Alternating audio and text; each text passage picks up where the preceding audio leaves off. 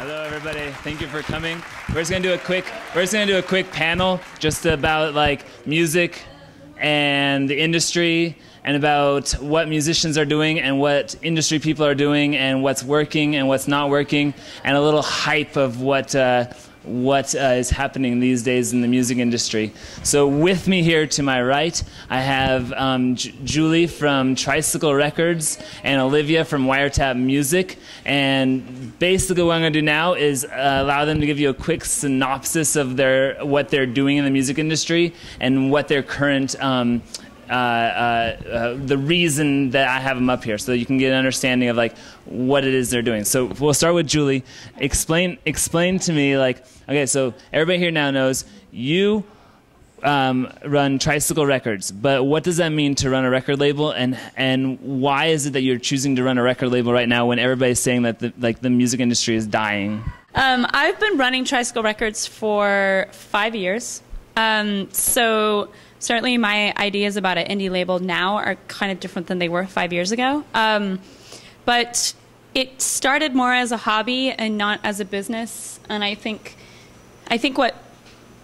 when people say record labels are dying and the music industry is dying, the ability to make money off music certainly has changed. But I think that there's still this DIY spirit of music that's still out there. And that's kind of what I did with my label.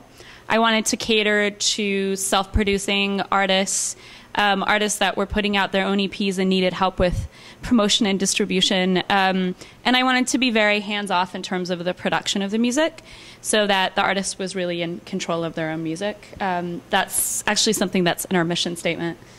We also only work with local bands because we feel that if we can't have a band over for dinner and sit down and talk about their music, we don't really want to be working with bands. I mean, in the days of internet, everyone's just sharing music over the internet, and it's, I think, really important to have a face-to-face kind of interaction. So that was kind of the foundation of starting Tricycle Records, and we've put ourselves behind many releases in different genres and kind of made a name for ourselves locally by becoming a part of the music community. And yeah, it's been successful in my eyes because it's something that I don't regret. It's something that's been really fulfilling. In terms of financially and from a business perspective, I wouldn't tell everyone to go out and start an indie music label if they want to make money. But in terms of what we've been able to accomplish, I feel very proud of it. So, what is the current role of a record label? So if everybody's talking like 360 deals and everybody's talking like how the record label is going to make money and how or why to even go to a record label? Why would someone come to Tricycle Records and be like, I have this amazing track that you should do. I have this amazing entire band CD that you should be in charge of. What are you gonna? Why would someone come to you? Well, just a little history on record labels. I don't know how many of you are musicians or music fans. The way record labels used to work, an artist would come to a record label, they would give them a demo, the record label would then pay for everything. They would pay for the recording, they would pay for the pressing of the record, they'd pay for the distribution, but they would own the rights to that music. So as artists started self-producing and releasing their own music, the role of the record label really changed, and our label doesn't pick up a release until it's been mastered. So we're not involved in the production of the music because we don't believe in owning that artist's music.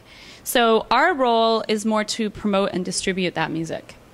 So we use our channels to help bands legitimize themselves. I think that what bands get out of our label is having a sense of community and having a group of people behind them. I think that when you're associated with someone, that someone is behind you, and that really makes a statement about your music.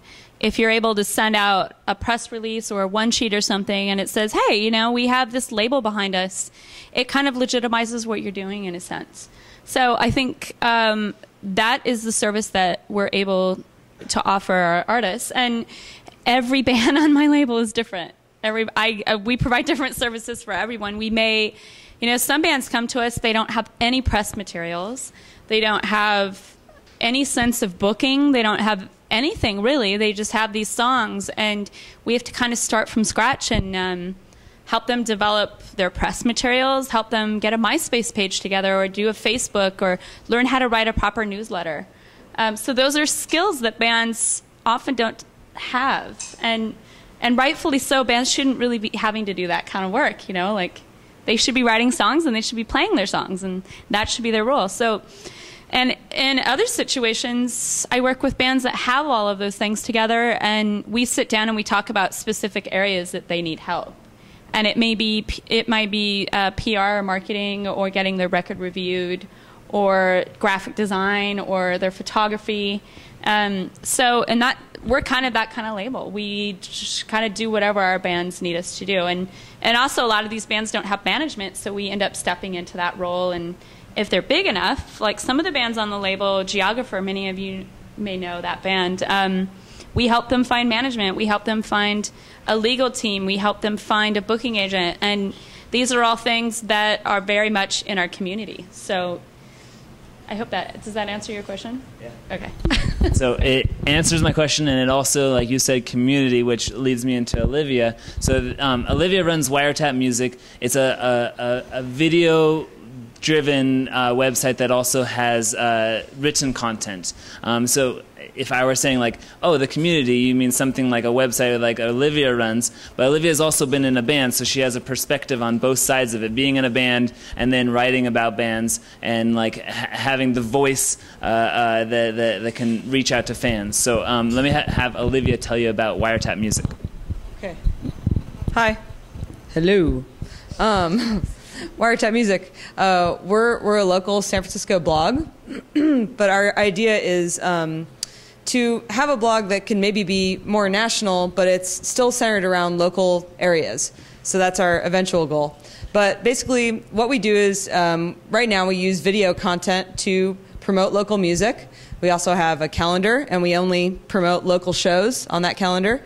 And we have a blog and, a album review section and all of that stuff. So we have writers that work for us. And we also put on shows. So we put on Wiretap Music Presents shows, and we also want to get kind of connected into the nonprofit world here in San Francisco.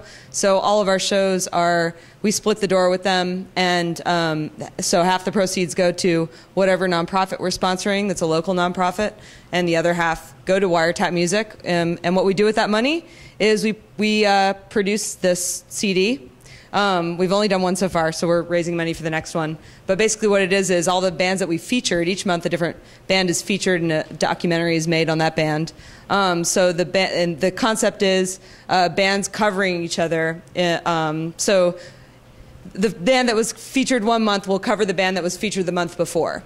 That's the idea of the concept of the album. So they don't get to choose which band they want to cover in the San Francisco scene. They just have to cover the band that was featured the month before. And we're very diverse in our music tastes. We like all different kinds of stuff. So it's about getting community together, listening to each other's music, covering it, reinterpreting it. And then we put out a 2-disc set. The first disc is the original songs, and the second disc are the covers. So you can hear how the song originally was, and then you can hear how it was covered. So that's what we kind of do. And like Stefan said, we do have a video focus. So we go to shows, we video the shows, post them just as quick little blog posts, and then we also do full-blown documentaries, and that's more of like a feature where I interview the bands. I go out with them. I spend 4 days with them and interview them, like going around the town and all that stuff, and then I edit together a little documentary and put it up on the site.